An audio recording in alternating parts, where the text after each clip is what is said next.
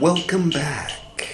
This is Buddhist Books Podcast 276, episode 276 that is, in which we will read the TIPIṭAKA. This is TIPIṭAKA part 181. And, alright, the camera angle is a little funky today. I hope it's not too distracting. Actually, I'm going to go ahead and... Alright, I think that's a little better. Sorry, a little bit of Virgo OCD. How's everybody doing? So we've got a brand new... Well, there was that clock, the 10-sided clock. That's to help everyone to be more familiar with our schedule, which we went over last time. So Buddhist Books Podcast 276 and 277 will be doing TIPIṭAKA, 278 Zen, 280 Padmasambhava, 285. It'll make more sense over the course of time, perhaps. Perhaps not. Anyway, so we're starting a whole new Mahāvagga today. Mahāvagga VIII. Been reading Mahāvagga for a while. I was living in a different place when we started Mahāvagga. If you'd like to start at the beginning of Mahāvagga, you can click right there. Beginning of Mahāvagga I. If, on the other hand, you would like to start at the beginning of these books here, the TIPIṭAKA, you can click here for the TIPIṭAKA playlist. Okay. We've added music as well recently, and turned down the dial on the seriousness. I've been trying to being very professional about these Buddhist books episodes for the past year or so, and it's exhausting. So I'm just letting loose a little bit. I hope that the shift in tone doesn't alarm anyone too much. Okay, so let's find out. The beginning of each Mahāvagga section usually involves a story that's a little bit engaging before it becomes just a repetitive list of rules and variations on a theme. So I'm looking forward to this. Let's see what Mahāvagga VIII is like. The Great Division. Mahāvagga VIII. At one time, the Awakened One, the Lord, was staying at Rajagaha in the bamboo grove at the squirrel's feeding place. Now at that time, Vesali was prosperous and flourishing, full of folk, thronged with people, and it was well off for food. And there were 7,707 longhouses. 7707. Anyway, and 7,707 gabled buildings, and 7,707 parks, and 7,707 lotus tanks. There was a courtesan, Ambapali, beautiful, good to look upon, charming. She was possessed of the utmost beauty of complexion, was clever at dancing and singing and lute playing, much visited by desirous people, and she went for a night for 50. Okay. And through her, Vesali shone forth all the more. Then the urban council of Rajagaha went to Vesali on some business. The urban council of Rajagaha saw that Vesali was prosperous and flourishing, full of folk, thronged with people, and well off for food. And, parentheses, they saw, end parentheses, the 7,707 longhouses, 3 dots, thank you, Polytech Society, for saving us the trouble of having read about all the 7,707 things more than once. That's what they do. 7,707 lotus tanks, and Ambapali, the courtesan, beautiful, good to look upon, charming. 3 dots.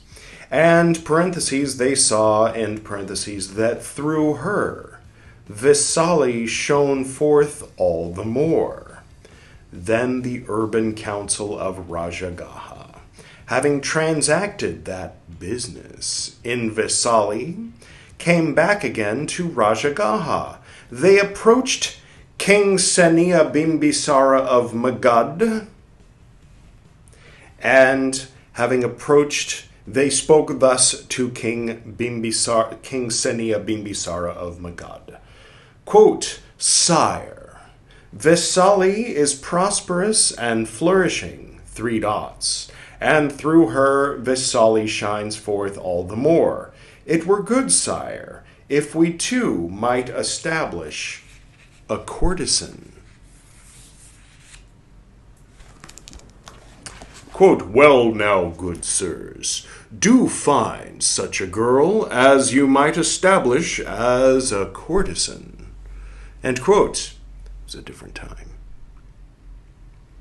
Now at that time there was in Rajagaha a girl called Salavati,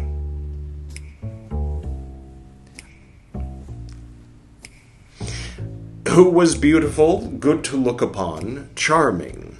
She was possessed of the utmost beauty of complexion.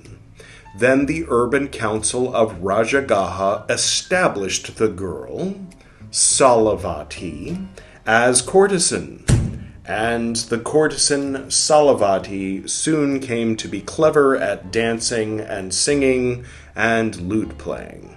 She was much visited by desirous people, and she went for a night for the fee of 100. Then the courtesan Salavati soon became pregnant.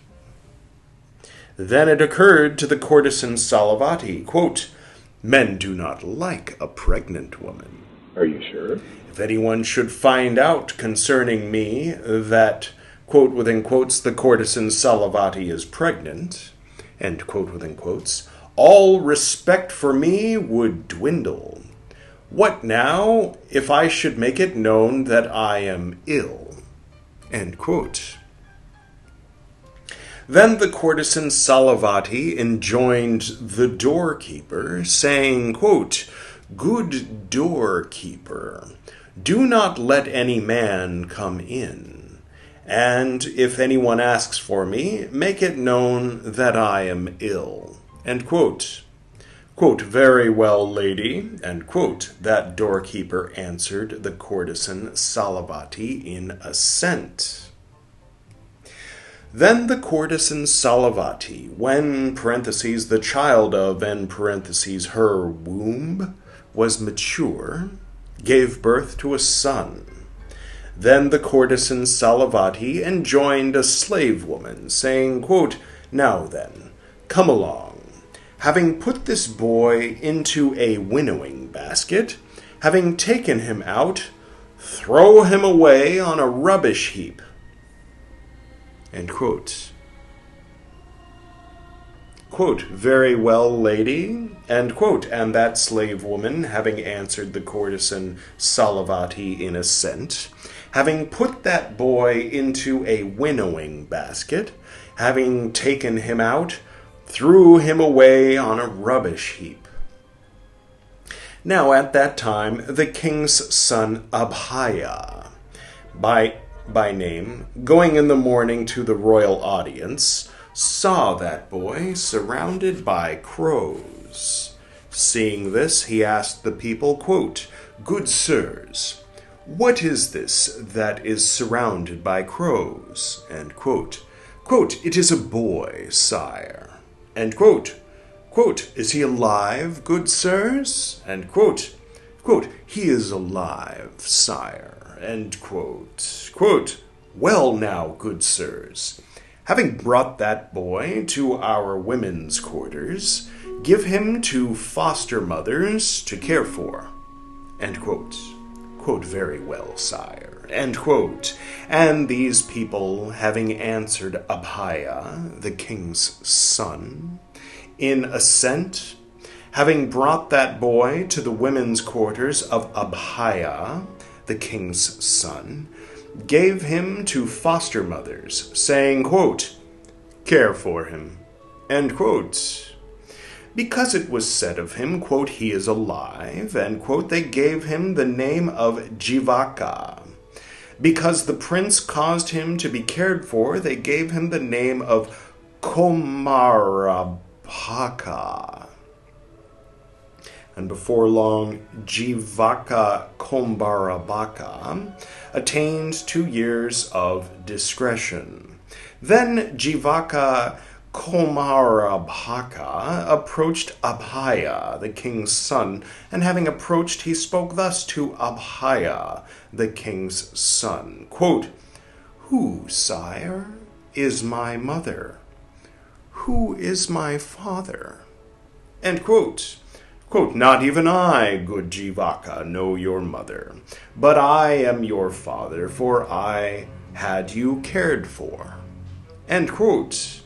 Then it occurred to Jivaka Komarabhaka, quote, without a craft, it is not easy to depend upon these royal families. Suppose I were to learn a craft, end quote. Now at that time there lived a world-famed doctor at Taxila.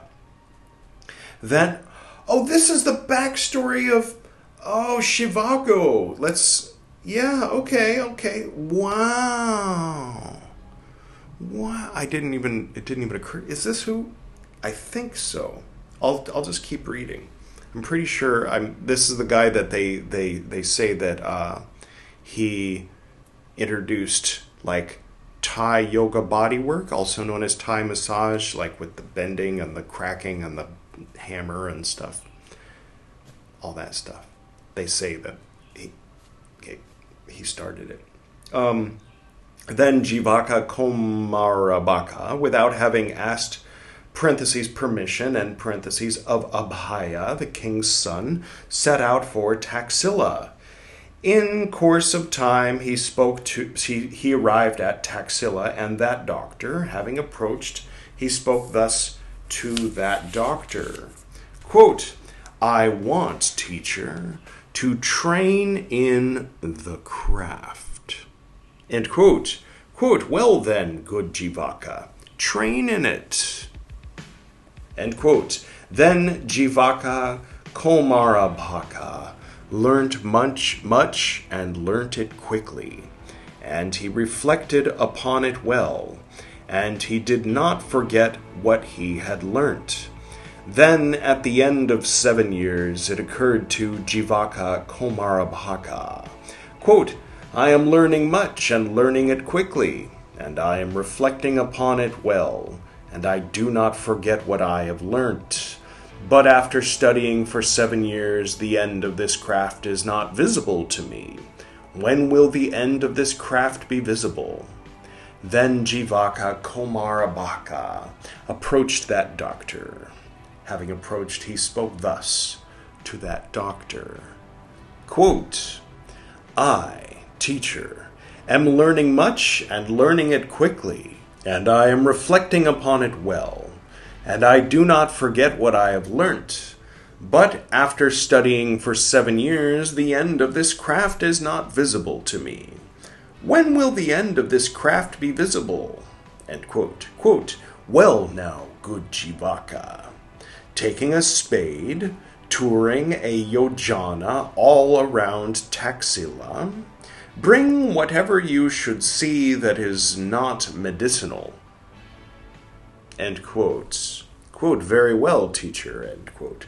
And Jivaka Komarabhaka, having answered that doctor in assent, taking a spade, touring a yojana all round Taxila, did not see anything that was not medicinal. Then Jivaka Komarabhaka approached that doctor. Having approached, he spoke thus to that doctor, quote, Teacher, while I was touring for a yojana all-round taxila, I did not see anything that was not medicinal. End quote. Quote, you are trained, good Jivaka. This much is enough for a livelihood for you.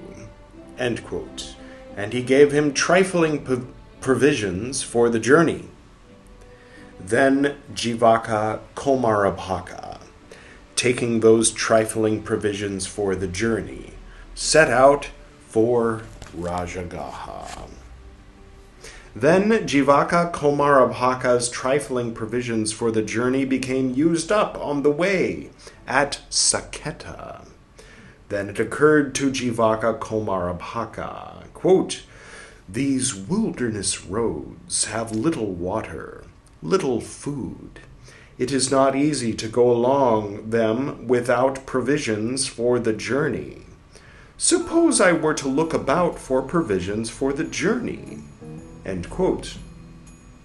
Now at that time in Saketa, a merchant's wife had had a disease of the head for 7 years. Many very great world-famed doctors who had come had not been able to cure her.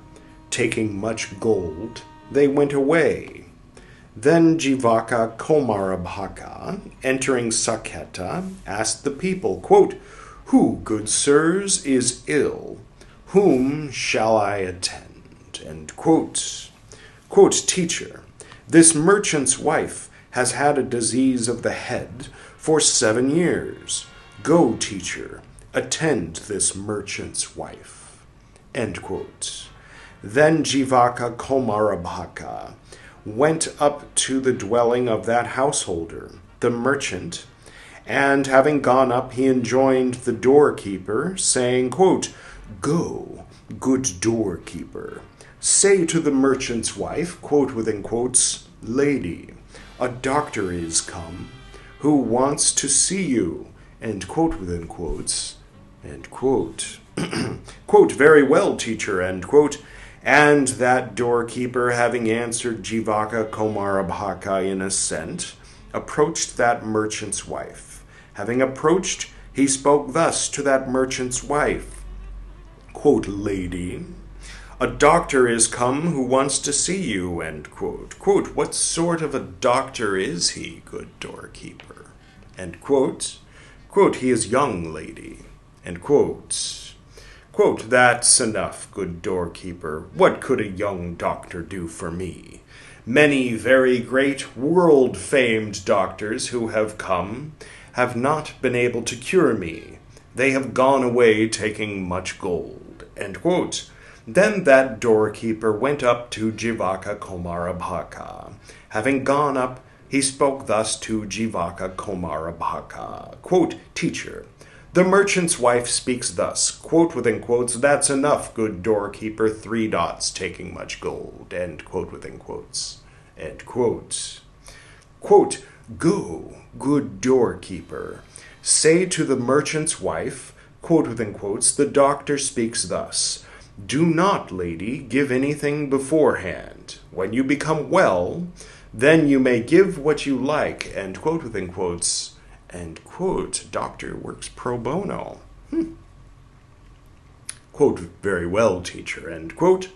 And that doorkeeper, having answered Jivaka Komarabhaka in assent, went up to that merchant's wife. Having gone up, he spoke thus to that merchant's wife. Quote, lady, the doctor speaks thus, 3 dots, quote within quotes, 3 dots. Then you may give what you like, end quote within quotes, end quote. Quote, well then, good doorkeeper, let the doctor come. End quote. Quote, very well, lady, end quote. And that doorkeeper, having answered the merchant's wife in assent, went up to Jivaka Komarabhaka. Having gone up, he spoke thus to Jivaka Komarabhaka. Quote, the merchant's wife, teacher, summons you. End quote. Then Jivaka Komarabhaka went up to that merchant's wife. Having gone up, he observed her uneasiness. He spoke thus to the merchant's wife, quote, Lady, a handful of ghee is what is wanted. End quote. What do you do with it? Then that merchant's wife had a handful of ghee given to Jivaka Komarabhaka. Then Jivaka Komarabhaka, cooking up that handful of ghee, with various medicines, made that merchant's wife lie down on her back on a couch, and gave it, parentheses, to her, and parentheses, through the nose. Then that ghee, given through the nose, came out through the mouth. Then that merchant's wife, spitting it into a receptacle, enjoined a slave woman, saying, quote, Come now, take up this ghee with cotton. End quote. Then it occurred to Jivaka Komarabhaka, quote, It is astonishing how stingy this housewife is, in that she has this ghee which ought to be thrown away, taken up with cotton. Many of my very precious medicines went into it, and what kind of fee will she give me? End quote. Then that merchant's wife, having observed Jivaka Komarabhaka's uneasiness, spoke thus to Jivaka Komarabhaka, quote, Teacher, why are you perturbed? End quote. Quote, It occurs to me in this case, it is astonishing, three dots. He said all the same stuff that he thought to himself to her face, which would have been a cool moment had the Polytext Society not decided to cut it out of the text and replace it with three dots.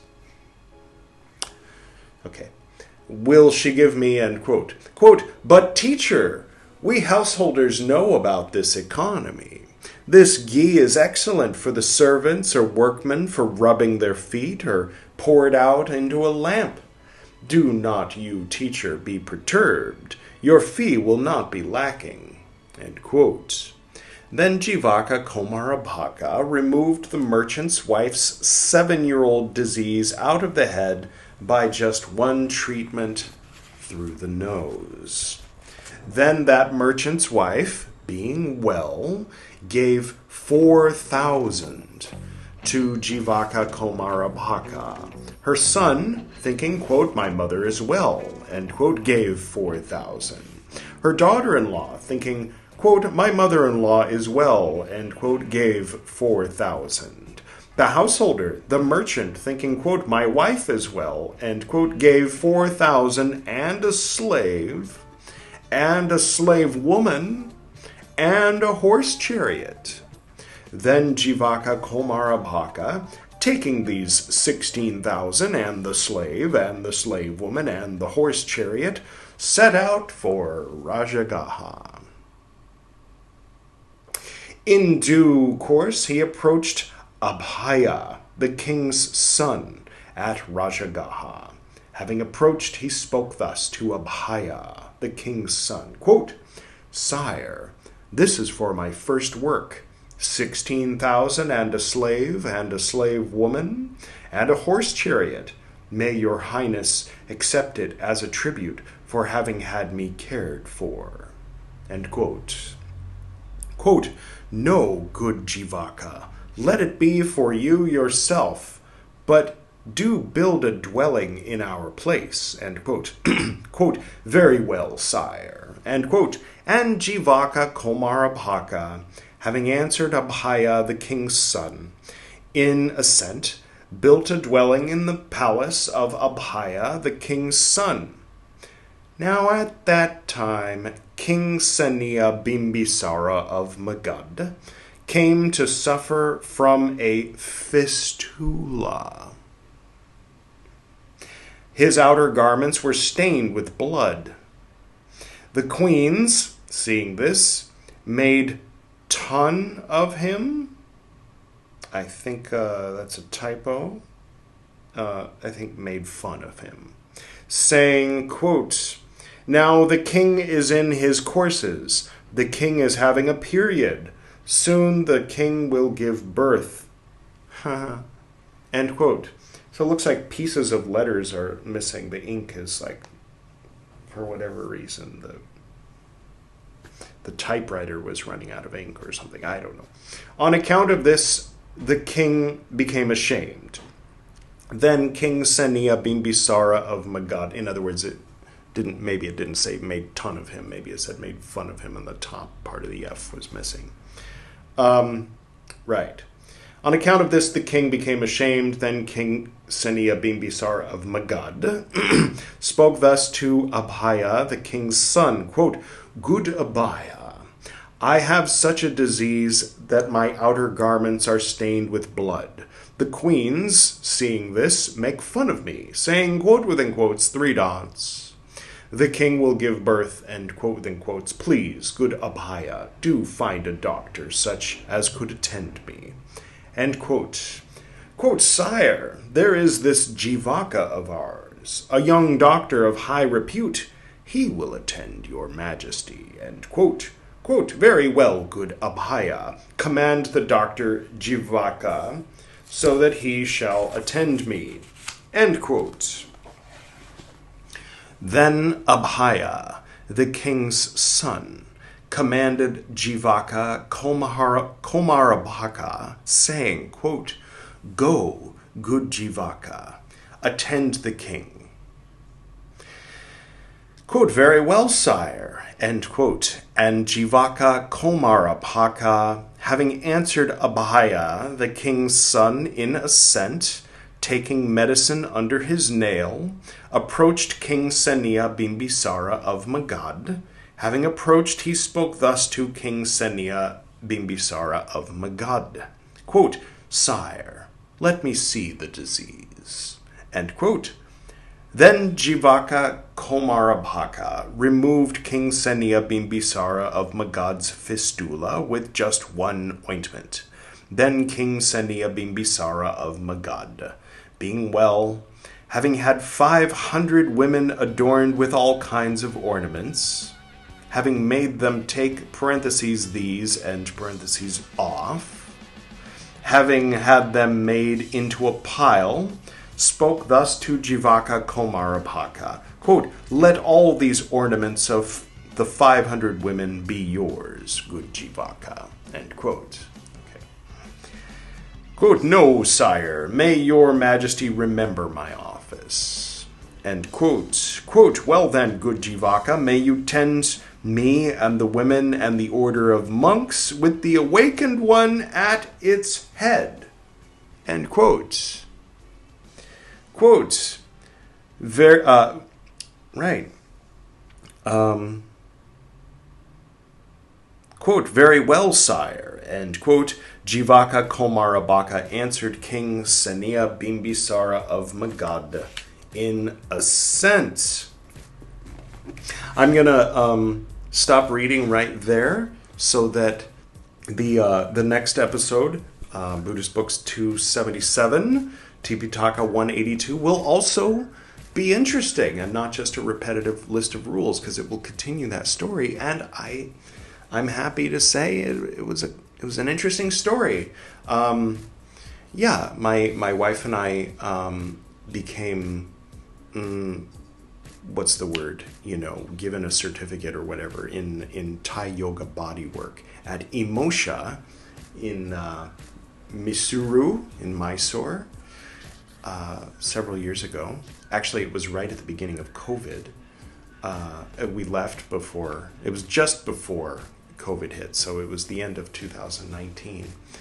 And anyway, the mythology, like the story goes, that Jivaka Komarabhaka used to do that Thai yoga body work or Thai massage with the monks in Lord Buddha's original order, and that as Buddhism, went to Thailand, so did that method, and that as Buddhism was erased by the sands of time and other factors from India, it was lost.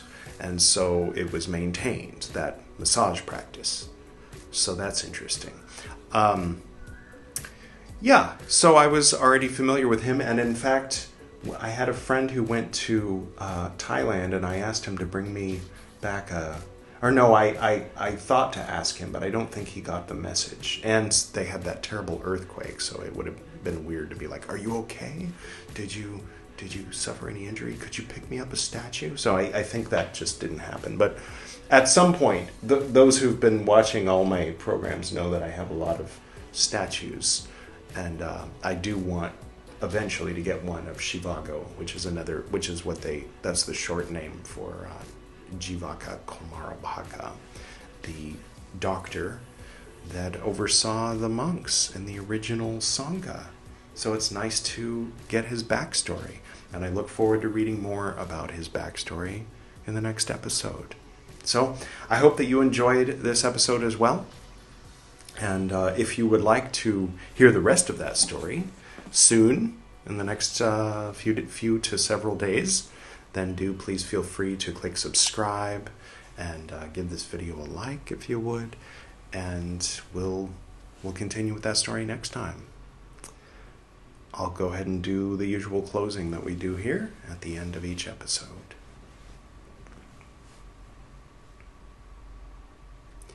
To the north and to the south, to the east and to the west, to the spirits of light among us and to the spirits below, we send out our reverent love and compassion.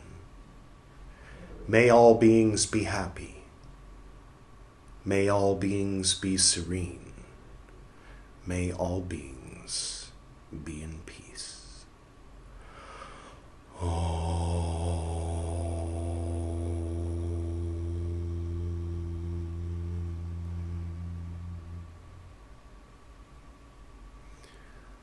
Until next time.